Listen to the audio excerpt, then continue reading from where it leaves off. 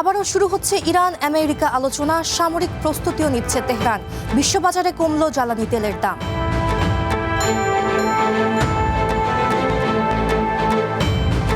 হামাসের অস্ত্র ত্যাগের ঘোষণার পরও গাজায় থামেনি ইসরায়েলি হামলা।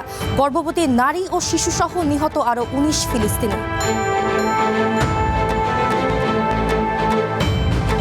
ইউরোপের পর এবার দাবানলে পুড়ছে আমেরিকা। সরিয়ে নেওয়া হলো ওয়াশিংটনের ৭,০০০ বাসিন্দাকে। জাতিসংঘের সতর্কবার্তা।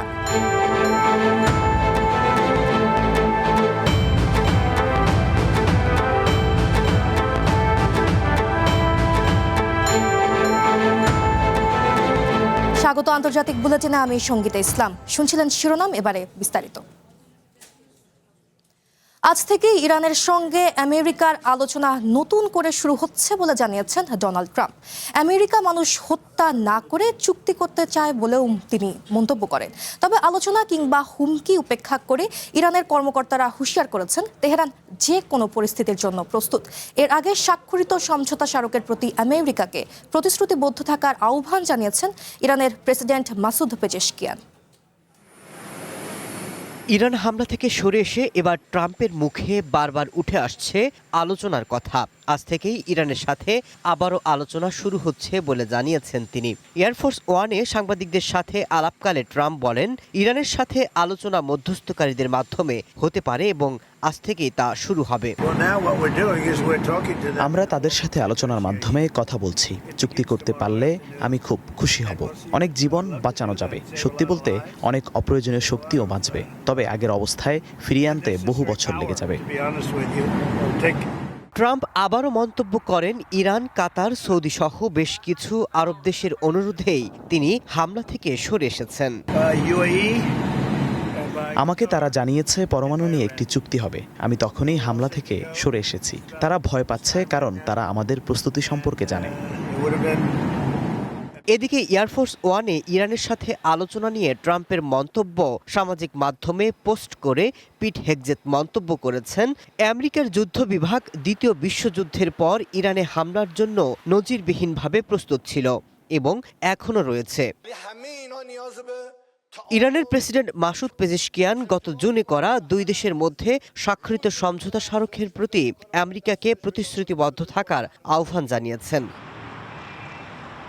ইরানের ভারপ্রাপ্ত প্রতিরক্ষা মন্ত্রী সাইদ মাজিদ ইবনে আল রেজা মন্তব্য করেছেন, তারা হুমকিকেই গুরুত্ব দিচ্ছে। এমন অবস্থায় তেহরান তার প্রতিরক্ষা ব্যবস্থা জোরদারের পাশাপাশি সামরিকভাবেও প্রস্তুতি নিচ্ছে। সেই সাথে আলোচনার জন্য তেহরানের তৎপরতা অব্যাহত রয়েছে। ইরানের পররাষ্ট্রমন্ত্রী আব্বাস আরাকচি জানিয়েছেন, হরমুজ প্রণালী নিয়ে ওমানের সাথে আলোচনা চূড়ান্ত পর্যায়ে রয়েছে। কথা বলছেন মধ্যস্থকারীদের সাথেও। Masud Rana, one international desk. Iran আমেরিকার সংঘাত নিরসনে মধ্যপ্রাচ্যের দেশগুলো সচেষ্ট হলেও আরব আমিরাত হাঁটছে ভিন্ন পথে। ওয়াল স্ট্রিট জার্নাল বলছে, ইরানের বিরুদ্ধে আরও শক্ত পদক্ষেপ নিতে সম্প্রতি আমেরিকার প্রতি আহ্বান জানায় আরব আমিরাত সরকার। দেশটির সরকারের একাধিক কর্মকর্তার বরাত দিয়ে ওয়াল পত্রিকাটি বলছে, ইউএই মনে করে আমেরিকার আরও শক্ত পদক্ষেপ ছাড়া আইআরজিসি কোনো সমঝোতায় আসতে রাজি হবে না। দেশটির পক্ষ থেকে ট্রাম্প প্রশাসনের প্রতি হরমুজ প্রণালী দখল, এমনকি ইরানের স্থল অভিযানের দাবিও জানানো হয়। তবে এ বিষয়ে আবুধাবি বা ওয়াশিংটনের পক্ষ থেকে আনুষ্ঠানিক কোনো বক্তব্য পাওয়া যায়নি। একটি দেশের ভবিষ্যৎ গড়ে ওঠে তার ভিত্তি থেকে। তাই বিশ্বখ্যাত জার্মান ভিআরএম প্রযুক্তিতে কনফিডেন্স সিমেন্ট নির্মাণ করেছে নতুন প্ল্যান্ট। ইন্দোনেশিয়া থেকে আমদানিকৃত এ গ্রেড ক্লিংকারের সমন্বয়ে উৎপাদিত কনফিডেন্স সিমেন্ট কোয়ালিটি অ্যাসিওরেন্স ল্যাবে পরীক্ষিত প্রতিটি কণায় নিশ্চিত করা হয় সর্বোচ্চ মান। আর এই এ গ্রেড ক্লিংকারের কনফিডেন্স সিমেন্ট পৌঁছে যাবে বাংলাদেশের প্রতিটি শহর ও গ্রামে, প্রতিটি প্রান্তে, বাংলাদেশের হৃদয় জুড়ে।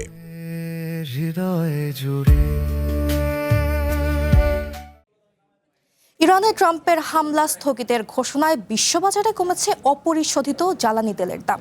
ব্যারেল প্রতি দাম কমেছে $4 বেশি। হরমুজ নিয়ে ওমানের সঙ্গে আলোচনা চূড়ান্ত পর্যায়ে বলে জানিয়েছে ইরানও।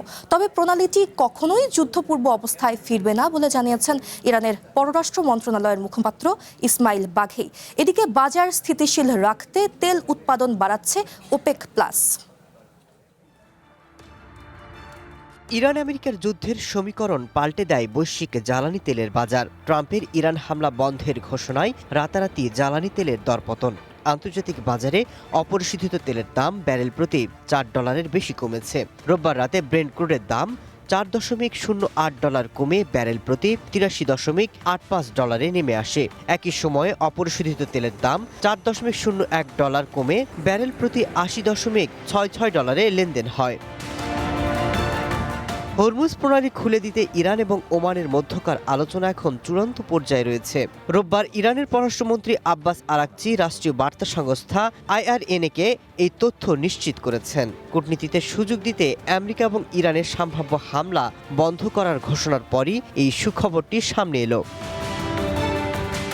তবে হরমুজ প্রণালী আর কখনোই যুদ্ধপূর্ব অবস্থায় ফিরে যাবে না বলে জানিয়ে দিয়েছেন ইরানের পররাষ্ট্র মন্ত্রণালয়ের মুখপাত্র ইসমাইল বাঘেই। ইরানের বার্তা সংস্থা ফার্স এই খবর জানিয়েছে।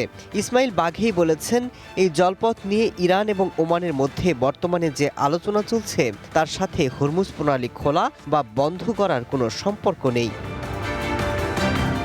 এদিকে বিশ্ববাজারে জ্বালানি তেলের সরবরাহ এবং স্থিতিশীলতা বজায় রাখতে বড় সিদ্ধান্ত নিয়েছে তেল উৎপাদনকারী দেশগুলোর জোট ওপেক প্লাস।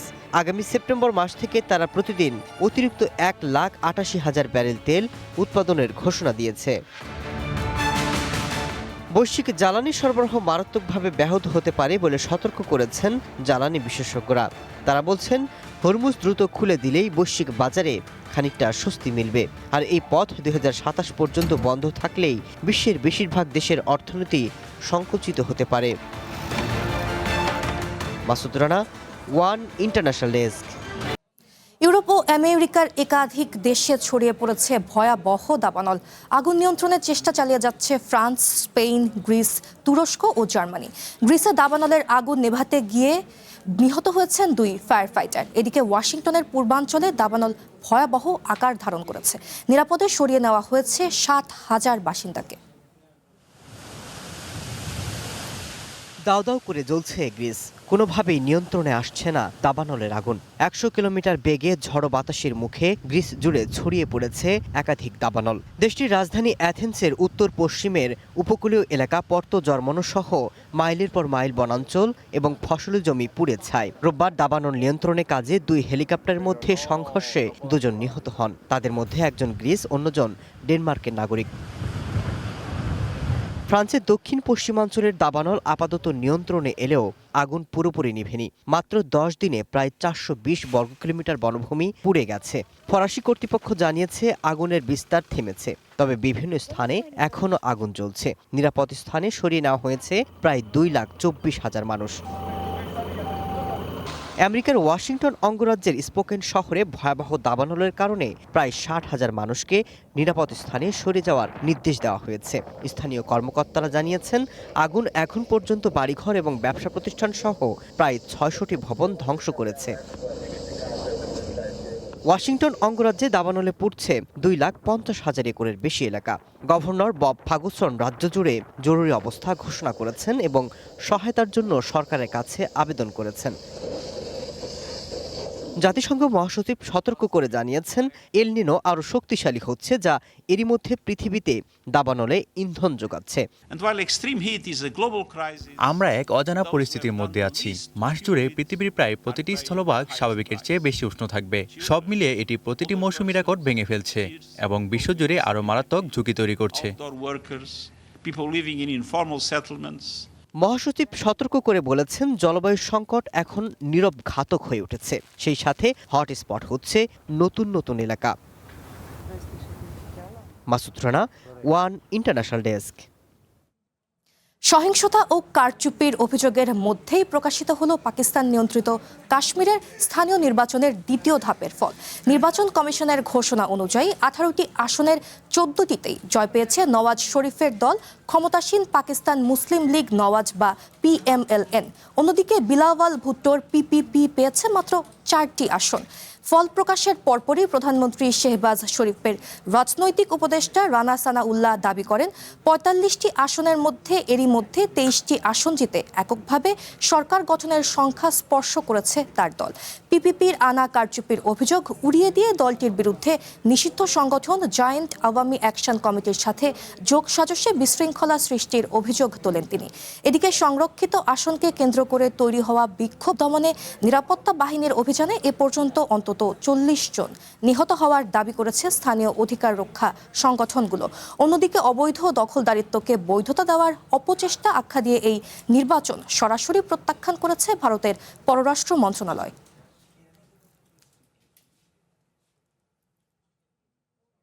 মিয়ানমারের গৃহবন্দী গণতন্ত্রপন্থী সাবেক শীর্ষ নেত্রী অং সান সুচির সঙ্গে বৈঠক করেছেন আন্তর্জাতিক দাতব্য সংস্থা international committee of the red ক্রসের এক ঊর্ধ্বতন কর্মকর্তা। সোমবার টেলিগ্রামে এ তথ্য নিশ্চিত করেছে মিয়ানমার সরকারের মুখপাত্র। তার অবস্থান ও স্বাস্থ্য নিয়ে আন্তর্জাতিক অঙ্গনে দীর্ঘদিনের উদ্বেগের জেরে আন্তর্জাতিক চাপের মুখে অবশেষে এই বৈঠকের তথ্য ও সূচির কিছু ছবি প্রকাশ করেছে মিয়ানমার সরকার। একটি ছবিতে সূচিকে ঐতিহ্যবাহী পোশাকে আইসিআরসির প্রতিনিধি আর্নল্ড দে বেকের সাথে বৈঠক করতে দেখা যায়। অন্য একটি ছবিতে দেখা যায় ৮১তম জন্মদিনের কেক কাটছেন সূচি। ২০২১ সালের ১ ফেব্রুয়ারি রক্তক্ষয়ী সেনা অভ্যুত্থানের মাধ্যমে মিয়ানমারের নির্বাচিত বেসামরিক সরকারকে উৎখাত করে অং সান সুচিকে আটক করে মিয়ানমারের সামরিক বাহিনী।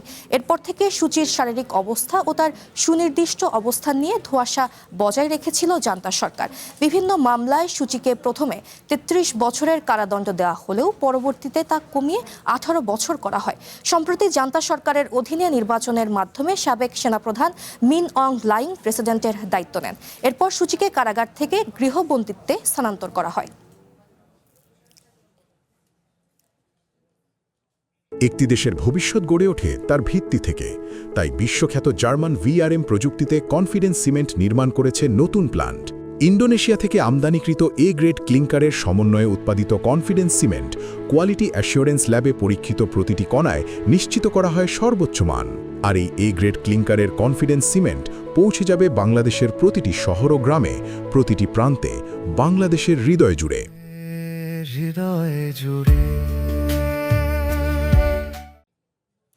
রাশিয়া একাধিক স্থানে ইউক্রেনের ড্রোন হামলায় ৫ জন নিহত হয়েছে। সোমবার রাশিয়ার ভ্লাদিমির এলাকায় ওয়াইল্ড বেরিজের একটি গোডাউনে ড্রোন হামলা চালায় ইউক্রেনিয়ান ড্রোন। এদিকে একদিকেই ইউক্রেনের ১,০০০-এর বেশি ড্রোন ঠেকিয়েছে রাশিয়া, পাশাপাশি ২৪ ঘণ্টায় ইউক্রেনের বিদ্যুৎ ও যোগাযোগ ব্যবস্থা সহ একাধিক লক্ষ্যে হামলা চালিয়েছে রুশ বাহিনী, জানায় দেশটির প্রতিরক্ষা মন্ত্রণালয়। এর জবাবে রাশিয়ার সামরিক বিমান ঘাঁটিতে পাল্টা হামলার দাবি করেছে ইউক্রেনিয়ান বাহিনী। বেশ কয়েক সপ্তাহ ধরেই রাশিয়ার জনপ্রিয় কোম্পানি ওয়াইল্ড বেরিজকে লক্ষ্যবস্তু করছে ইউক্রেন। একে একে প্রতিষ্ঠানটির গোডাউনে ড্রোন হামলা চালাচ্ছে তারা। এতে করে অনেক সময় সেখানকার কর্মীরাও প্রাণ হারাচ্ছে। সোমবার ভ্লাদিমির এলাকায় প্রতিষ্ঠানটির আরেকটি গোডাউনে হামলা চালায় ইউক্রেন। এতে সেখানে আগুন ধরে যায়। এ ঘটনায় ২ জন আহত হয়। এদিকে রবিবার ইউক্রেনের ১,০০০-এর বেশি ড্রোন, ৬টি গাইডেড বোমা ও একটি হাইমার্স রকেট ঠেকিয়েছে রাশিয়া। এর জবাবে ইউক্রেনের জ্বালানি ও পরিবহন খাত এবং রসদ সরবরাহ কেন্দ্রগুলোতে আঘাত হেনেছে বলে জানায় রুশ বাহিনী। অন্যদিকে একই দিনে বিভিন্ন স্থানে দুই বাহিনীর মধ্যে অর্ধশতাধিক সংঘর্ষের ঘটনা ঘটে বলে জানায় ইউক্রেন বাহিনী। এছাড়া রাশিয়ার তেল শোধনাগার, সামরিক বিমান ঘাঁটি ও ড্রোন উৎক্ষেপণ কেন্দ্রে সফল হামলা চালিয়েছে বলে দাবি করে তারা। Amanur Rahman, one international desk. কারবালায় মহানবী হযরত মুহাম্মদ সাল্লাল্লাহু আলাইহি ওয়াসাল্লামের দৌহিত্র ইমাম হোসাইন রাদিয়াল্লাহু তাআলা আনহুর শাহাদাতের ৪০ দিন পর অর্থাৎ ২০ সফর পালিত হচ্ছে ঐতিহাসিক আরবাইন ধর্মীয় উৎসব। এই উপলক্ষে তীব্র দাবদাহ উপেক্ষা করেই ইরাকের কারবালা প্রান্তরে জমে উঠেছে লাখ লাখ ধর্মপ্রাণ মানুষ। ৫০ ডিগ্রি সেলসিয়াস তাপমাত্রাতেও শ্রদ্ধাবোধ আর ভক্তিতে মুখরিত এই মহাসমাবেশ। আরবাইন শব্দের অর্থ ৪০।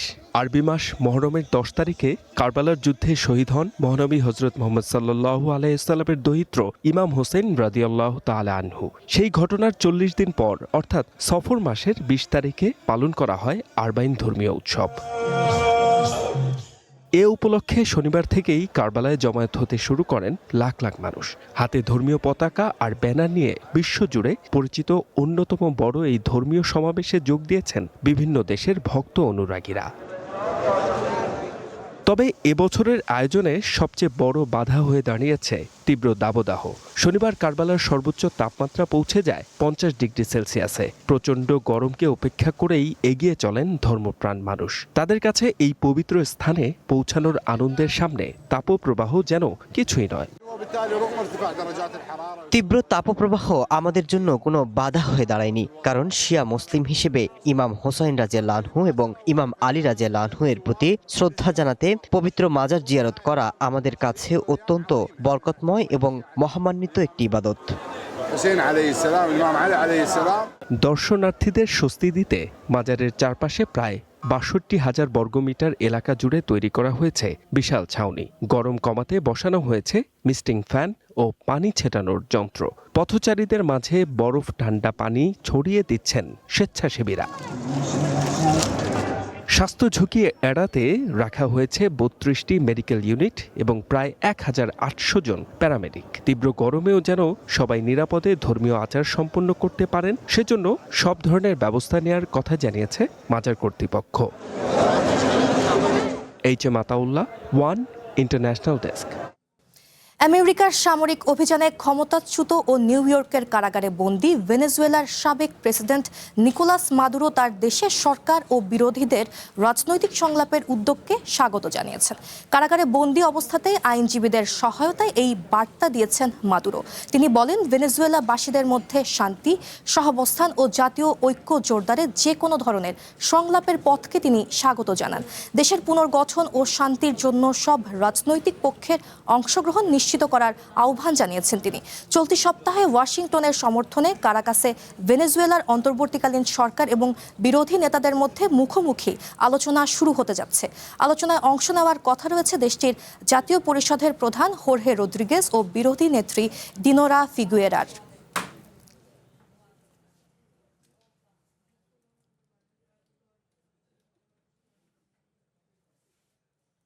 বলিভিয়ায় অনুষ্ঠিত হয়ে গেল ঐতিহ্যবাহী সাংস্কৃতিক উৎসব গ্রেট পাওয়ার। এক সপ্তাহ ব্যাপী এই আয়োজনে অংশ নিয়েছেন প্রায় ৮৭,০০০ নৃত্যশিল্পী। স্থানীয়দের কাছে এই উৎসব গভীর বিশ্বাস, ভক্তি, উৎসাহ এবং শক্তির প্রতীক। অর্থনীতিতেও এই উৎসব গুরুত্বপূর্ণ ভূমিকা রাখছে। বর্ণিল আয়োজনে বলিভিয়ার রাজধানী লা পাজে অনুষ্ঠিত হল ঐতিহ্যবাহী সাংস্কৃতিক উৎসব লর্ড জেসাস অফ গ্রাঁ পোডেয়ার বা গ্রেট পাওয়ার। বর্ণিল পোশাক পরে স্থানীয় বাসিন্দাদের পাশাপাশি দেশি বিদেশি পর্যটকেরা অংশ নিয়েছেন এই আয়োজনে। ২৬ জুলাই শুরু হওয়া এই আয়োজনের পর্দা নামে রবিবার ভোরে। শনিবার উৎসবের শেষ দিন ছিল বিশেষ সব আয়োজন। দেশটিতে সামাজিক অস্থিরতার কারণে দুদফায় পিছিয়ে যাওয়ার পর অবশেষে জমকালো এই উৎসব অনুষ্ঠিত হলো। আয়োজকদের মতে এবছর এতে অংশ নিয়েছে অন্তত ৭৪টি সাংস্কৃতিক দল এবং প্রায় ৮৭,০০০ নৃত্যশিল্পী। আমাদের সংস্কৃতি ও লোকশিল্প বিশ্বজুড়ে অনন্য। অনেক অপেক্ষার পর অবশেষে এই উৎসব ফিরে এসেছে, যাতে বলিভিয়ার মানুষ সহ সারা বিশ্বে সবাই জানতে পারে আমাদের হৃদয়ের গভীরতা ও আসল রূপ। শনিবার ভোর থেকে শুরু হয়ে উৎসবের এই নাচ গান গড়ায় শেষ রাত পর্যন্ত।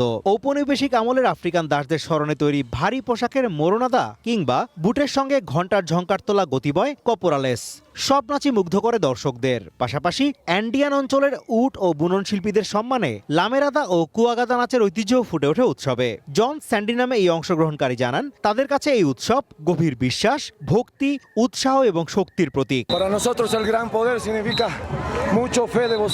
২০১৯ সালে ইউনেস্কোর বিমূর্ত সাংস্কৃতিক ঐতিহ্য হিসেবে স্বীকৃতি পায় এই উৎসবটি। স্থানীয় অর্থনীতিবিদদের মতে ঐতিহ্য ও ধর্মীয় বিশ্বাসের এই উৎসবটি পোশাক তৈরি থেকে শুরু করে পর্যটন প্রায় সব খাতেই কোটি কোটি ডলারের অর্থনৈতিক সম্ভাবনা তৈরি করে। Azimur Rashid Kanak, one international desk. এই ছিল আন্তর্জাতিক বুলেটিনে। চ্যানেল ওয়ানের সাথেই থাকুন, যুক্ত থাকুন আমাদের ফেসবুক পেজ, ইউটিউব চ্যানেল সহ অন্যান্য সোশ্যাল মিডিয়া লিঙ্কগুলোতেও।